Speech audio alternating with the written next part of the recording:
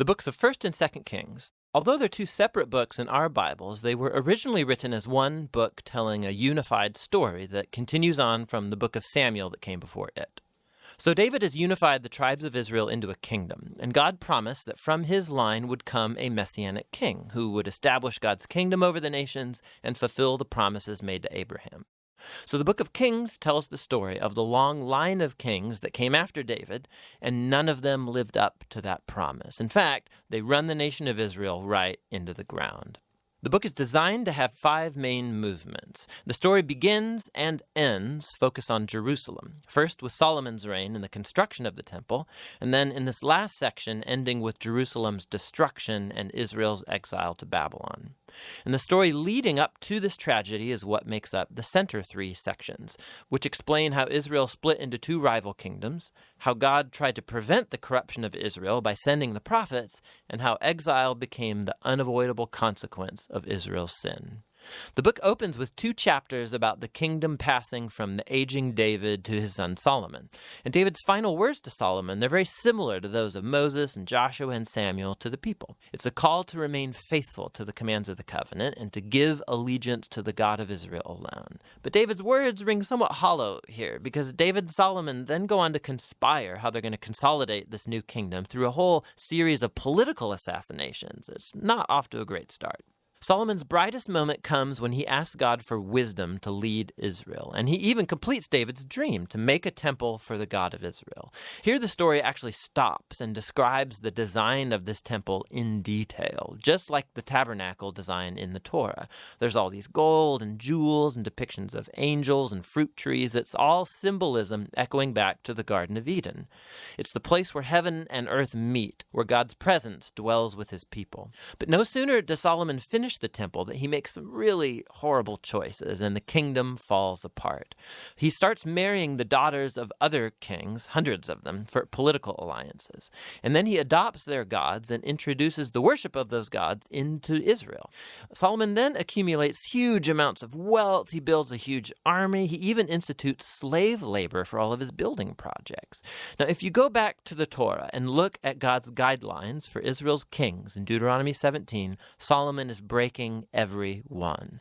So by the time that he dies, Solomon resembles Pharaoh, the king of Egypt, more than he does his father David. The next section of the book opens with Solomon's son, Rehoboam, acting just like his father. It's a very sad story of greed and lust for power. He tries to increase taxes for slave labor. And under the leadership of Jeroboam, the northern tribes reject this, they rebel and secede, and form their own rival kingdom. And so now in the story, you have the southern kingdom, Judah, centered in Jerusalem with kings from the line of David, and now this new northern kingdom called Israel, whose capital will be Samaria eventually. Jeroboam also goes on to build 2 new temples to compete with Solomon's temple in the south. He puts a golden calf in each one to represent the God of Israel. The connection to Exodus 32 and the golden calf, it's all quite explicit. From this point on, the story goes back and forth from north to south, tracing the fate of both kingdoms. Each one had about 20 successive kings, and as the author introduces each king, he evaluates their reign by a few criteria. Did they worship the God of Israel alone, or did they promote the worship of other gods? Did they deal with idolatry among the people? And did they remain faithful to the covenant like David, or do they become corrupt and unjust? And according to these criteria, the author finds no good kings in northern Israel, 0 for 20.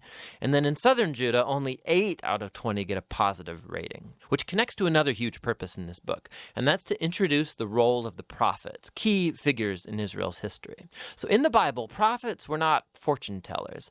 Rather, they spoke on behalf of the God of Israel, and they played the role of covenant watchdogs, which means they called out idolatry and injustice among the kings and the people. They were constantly reminding Israel of their calling to be a light to the nations, that they should obey the commands of the Torah, and so the prophets challenged Israel to repent and follow their God.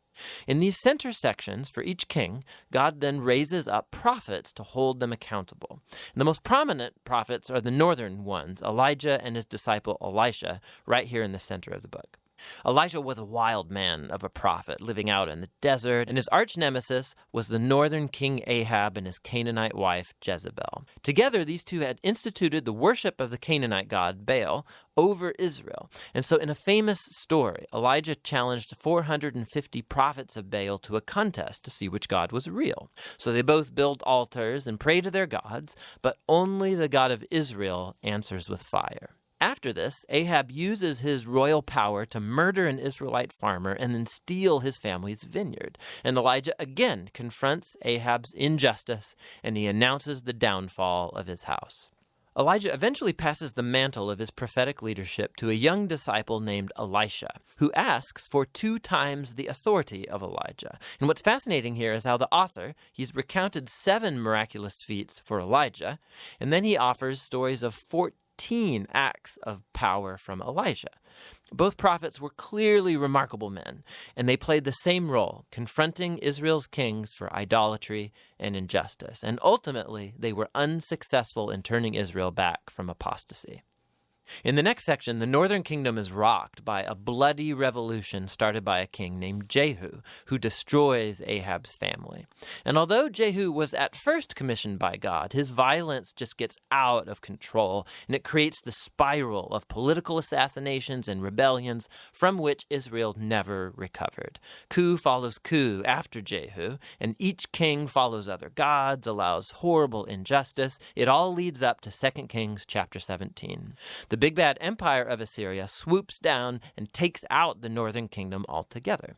In the capital city of Samaria, it's conquered, and the Israelites are exiled and scattered throughout the ancient world. Now, chapter 17 is key.